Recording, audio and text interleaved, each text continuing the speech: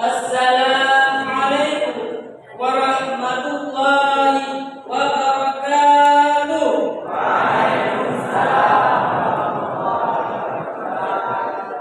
Alhamdulillahilladzi arsala rasulahu bil huda wa dinil haqqi liyudhhirahu 'ala dini kullihi walau karihal kafirun. Wassalatu wassalamu ala khairil khalqi Muhammadin wa ala alihi wa ashabihi wa man tabi'ahum bi ihsan ila yaumiddin. Faqala Nabi sallallahu alaihi wasallam fil hadis al-ulama warasatul anbiya. Rabbi ishrah li sadri wa yassir li amri wahlul 'uqdatam min lisani yafqahu qawli. Sesudah mengucap basmalah, hamdalah, salah dan salam, kata-kata ketakliman dan penghormatan kami yang mulia, seterusnya mengalir kepada pendai yang seperjuangan dengan kami, dan tak lupa pula kepada ma'asyiral muslimin yang Allah cintai, ma'asyiral muslimin yang Allah rahmati. Setiap anak yang terlahir di dunia ini pasti mempunyai yang namanya kedua. Namun perkara yang menyiksa hati kita seorang anak apabila kita mempunyai orang tua namun tak pernah dianggap kita sebagai anak. Begitulah perkara kita dengan Rasulullah. Ketika di dalam dunia mengakunya cinta kepada Rasul, tetapi selawat kepadanya tak pernah diucapkan. Ngomongnya rindu kepada Nabi, namun perjuangannya dilupakan. Maka di ketika nanti tak ada seorang pun yang mampu menolong kita kecuali dengan besar yang kita datang dan memohon kepada ya Rasul, tolong kami, bantu kami, syafaati kami ya Rasul. Lalu Rasul melihat kedudukan, ya Bani Adam, kalian bukan umat. Dari sinilah tergores hati Al-Fakir yang melaporkan sebuah cuplikan bila bersikap yang berdiri umat yang tak dirindukan. Ma'asyiral muslimin yang tak cintai, dewa juri yang kami hormati. Setiap ucapan belum tentu sebuah nabi. Di dalam terbentuknya suatu perkara, sehingga apabila kita melihat perilaku umat di zaman sekarang, banyak yang sudah merosot dari ajaran, ketinggalan jauh dari sunnahnya. Bahkan ada sebagian daripada kita umat yang tak pernah tahu betapa banyaknya ajaran masa yang dia tumpahkan demi kita. Bercucuran darah yang ada daripadanya tak pernah dia hiraukan demi kita. Nabi Muhammad sallallahu alaihi wasallam demi membawa sebuah cahaya yang dapat menerangi kegelapan, yang dapat menghancurkan kebatilan. Dan lama keberadaannya dicari-cari, kedatangannya dimusuhi bagi mereka-mereka yang tak mau beriman kepadanya. Wahai saudaraku dan saudara, sekarang saya ingin bertanya kepada antum, setelah sekian banyak perjuangan dan pengorbanan yang Rasul berikan kepada kita, masih rahukah kalian terhadap cintanya kepada kita?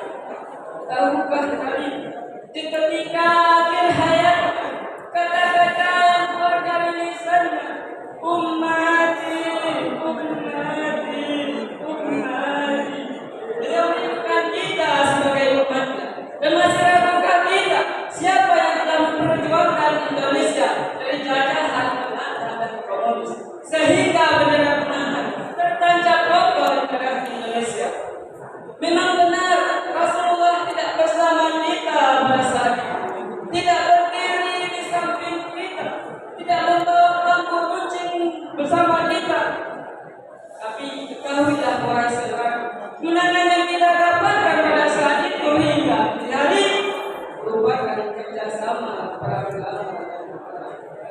Sebagaimana sabda Nabi Sallallahu Alaihi Wasallam, al-ulama warasatul anbiya, ulama warasatul anbiya.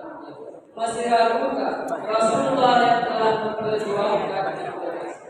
Ma'asyiral muslimin yang telah cintai,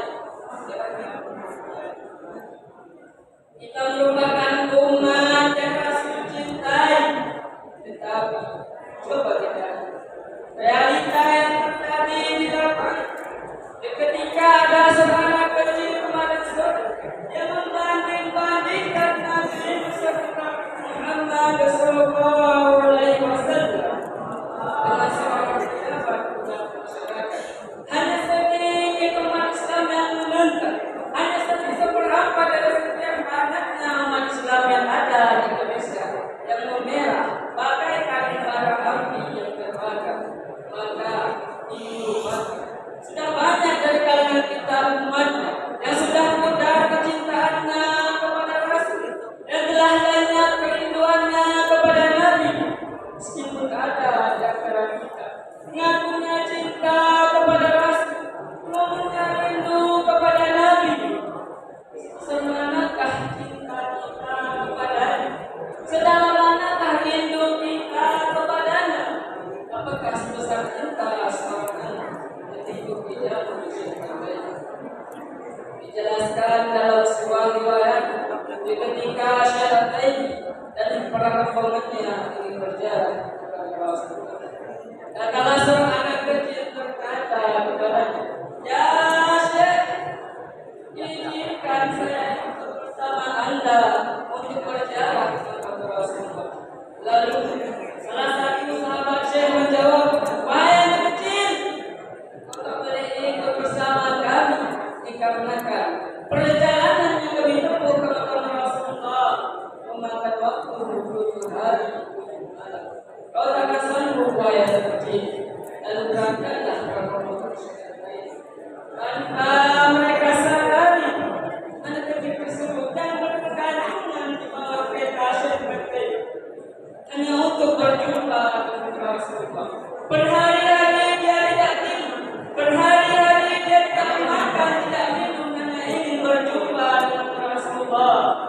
Maka ketika orang Syekh sampai ke tanah Madinah, anak kecil tersebut datang ke tanah Madinah hingga dia bangkit dan berlari mendekati makam sehingga dia terjatuh. Namun dia bangkit lagi dan terus berlari mendekati makam Rasulullah sehingga dia terjatuh. Sampai-sampai diambilkan debu-debu Madinah, diusapkan ke mukanya sehingga kecil tersebut meninggal. Padahal dia tidak pernah berjumpa dengan Rasul, tak pernah duduk di samping Nabi, tak pernah melihat langsung wajah Nabi. Tuba liman lam yawani wa amana, kata Rasul. Sungguh beruntung bagi mereka yang tak pernah melihat, tetapi mereka beriman kepada Ma'asyiral muslimin rahmatullahi maka dapat kita ambil pelajaran dari kisah tersebut untuk mencintai baginda tak mesti berkata muka. Hadirkan baginda di dalam jiwa, kecintaan akan tumbuh di dalam hati seorang manusia. Mata mungkin akan lupa siapa yang dia lihat, tapi hati akan lupa siapa yang dia cintai. Betul?